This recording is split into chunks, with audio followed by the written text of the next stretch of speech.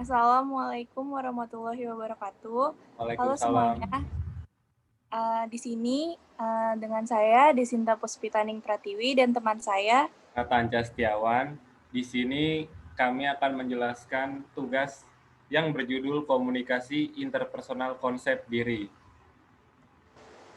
Oke, lanjut. Langsung aja.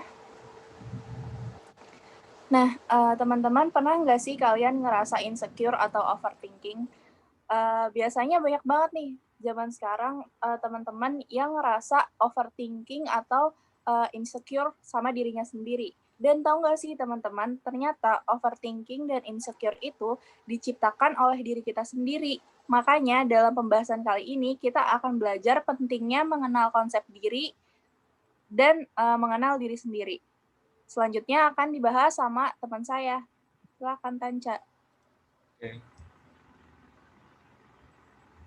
Di sini bab halaman pertama 1, pengertian komunikasi interpersonal konsep diri, yang isinya komunikasi interpersonal, komunikasi yang dilakukan oleh individu untuk saling bertukar gagasan ataupun pemikiran kepada individu lainnya.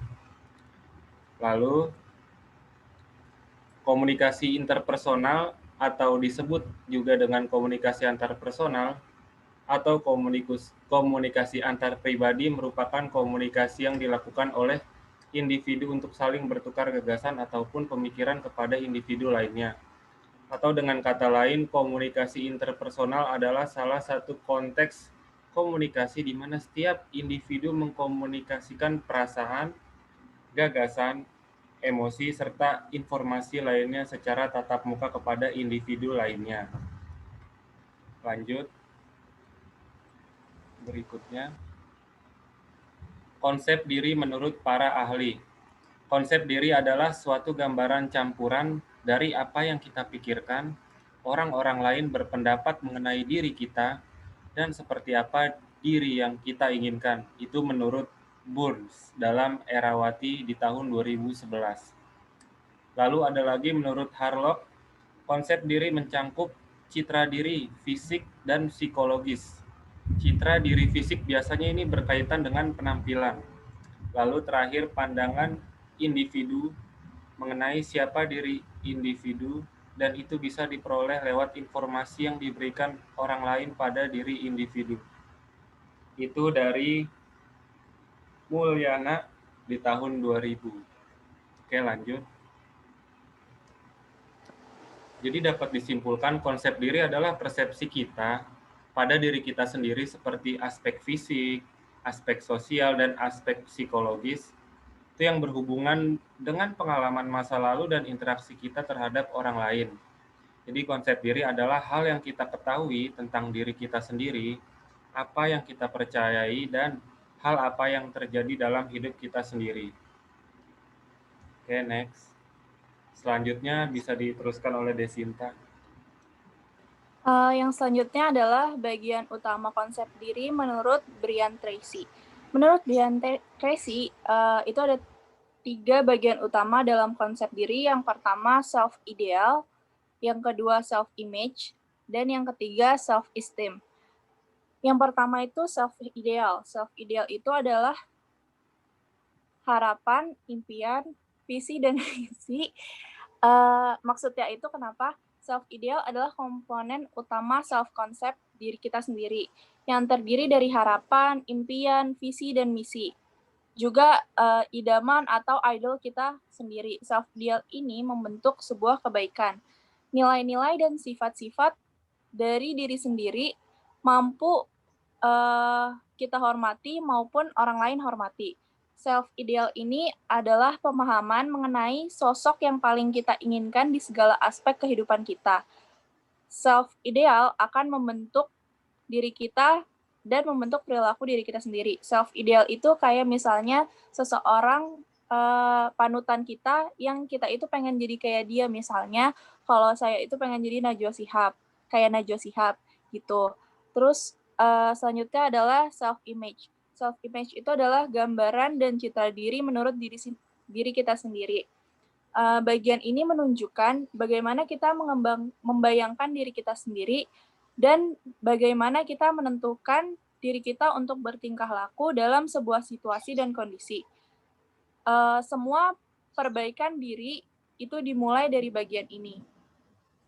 Kita dalam self image itu kita akan berusaha untuk menilai citra diri kita itu seperti apa, gambaran atas diri kita itu seperti apa, dan setelah kita mengetahui itu, apa yang bisa kita lakukan setelah kita tahu citra diri kita seperti itu. Dan yang ketiga itu self-esteem, yaitu jati diri dan mencintai diri sendiri. Jati diri adalah seberapa besar kita menyukai diri kita sendiri. Jika kita menyukai diri kita sendiri, kita akan mulai menghargai diri kita sendiri. Bagian ini adalah komponen emosional dalam kepribadian. Komponen-komponen pentingnya adalah bagaimana cara kita berpikir, merasa, dan bertingkah laku. Nah, self-esteem ini itu penting banget berhubungan dengan insecure dan overthinking. Karena kalau kita mengenal diri kita dengan baik, kalau kita mengenal jati diri kita dengan baik, otomatis kita akan menghargai dan mencintai diri kita sendiri. Makanya itu penting banget untuk kita mempelajari diri kita sendiri sebelum orang lain. Gitu. Next, Tanca. Guys, lanjut.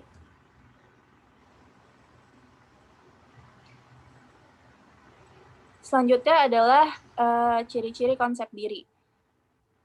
Ciri-ciri konsep diri menurut Scherer dalam Cronbach 1963 menjelaskan ciri-ciri konsep diri yang positif, yaitu yang pertama, yakin atas kemampuan diri menghadapi kehidupan yang berjalan. Nah, maksudnya itu gimana? Yakin atas kemampuan diri menghadapi kehidupan yang berjalan. Itu maksudnya adalah kita dalam menghadapi kehidupan ini, kita itu walaupun kita harus realistis, kita itu juga tetap harus optimis. Terus habis itu yang kedua, yakin bahwa dirinya sama berharganya dengan manusia lain. Nah, ini juga berkaitan kan sama kayak poin insecure tadi. Insecure itu kan kalau kita tuh ngerasa kita compare diri kita sama orang lain. Nah, itu tuh nggak bagus.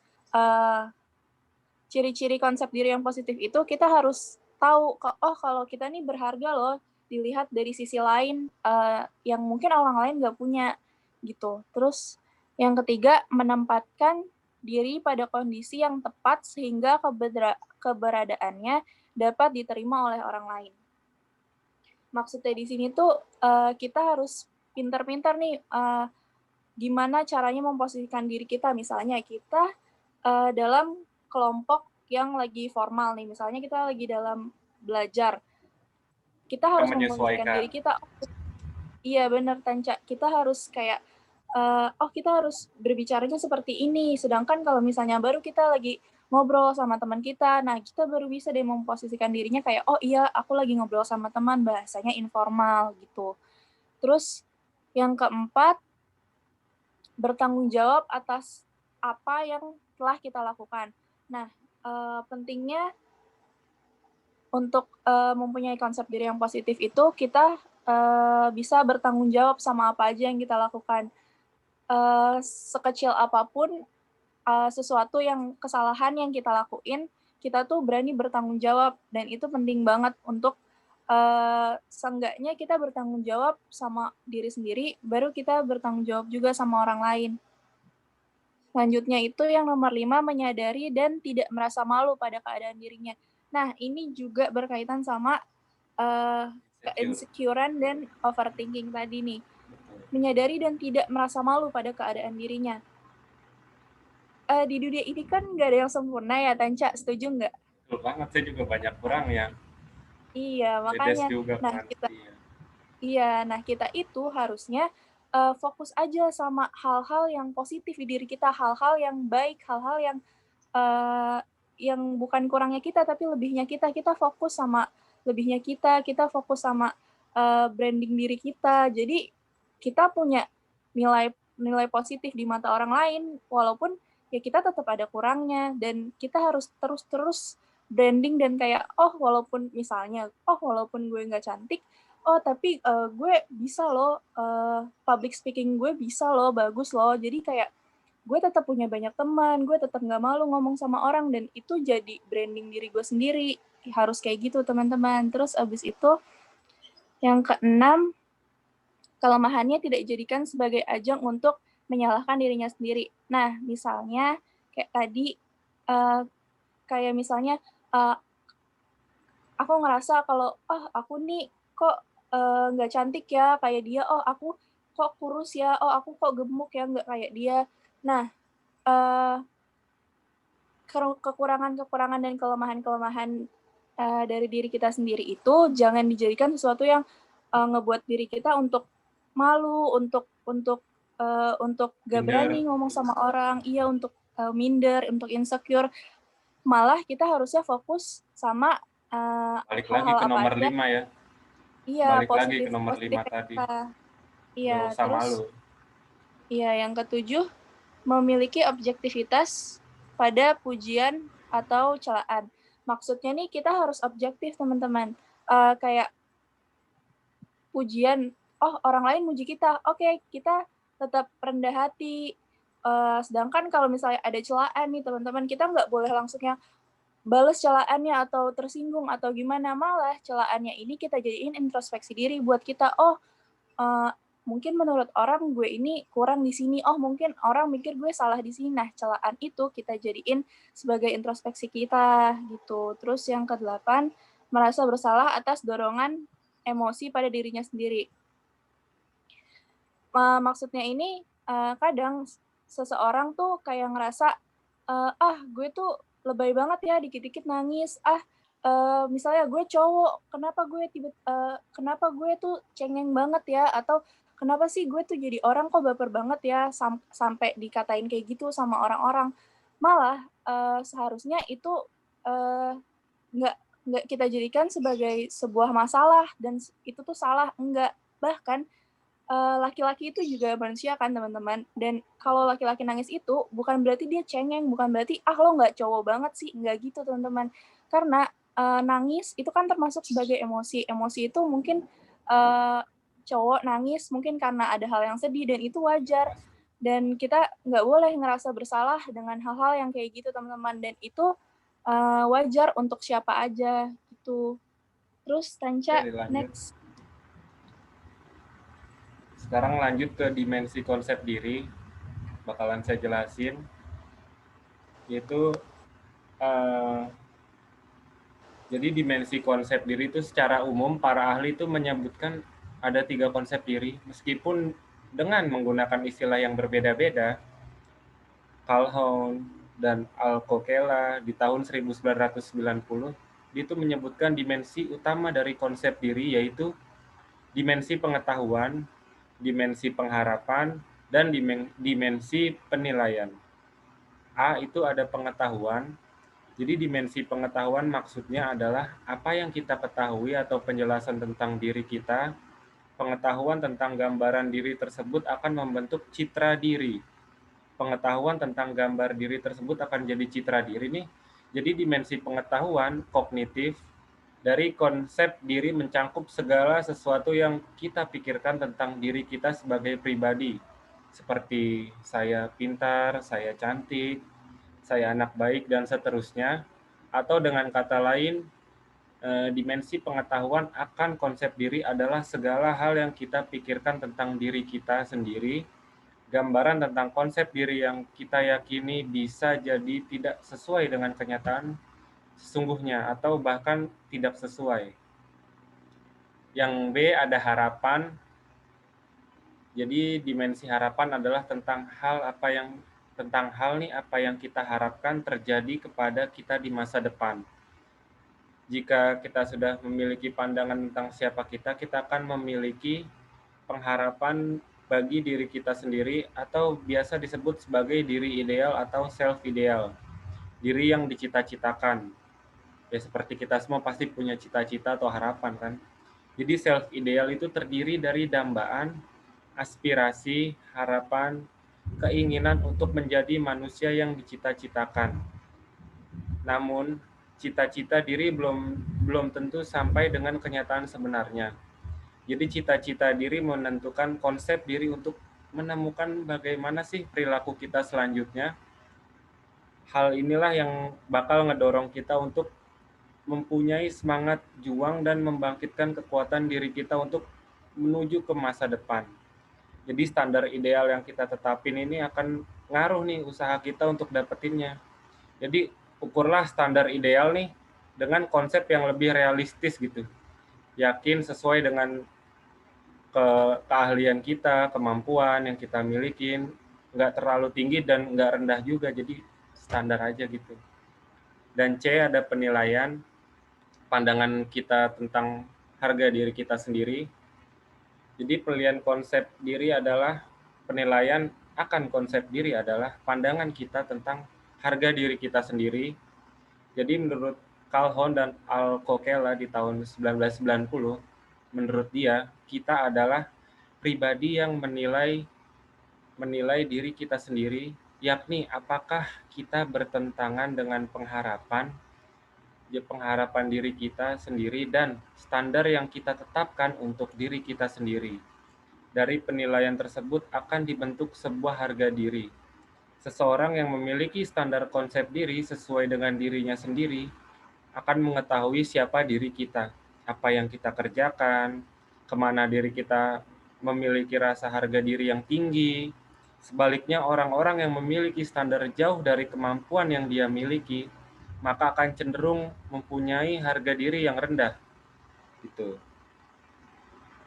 Lanjut ke slide berikutnya. Jenis-jenis konsep diri. Yaitu ada konsep diri negatif. Konsep diri negatif yang A, pandangan individu tentang dirinya sendiri benar-benar tidak teratur.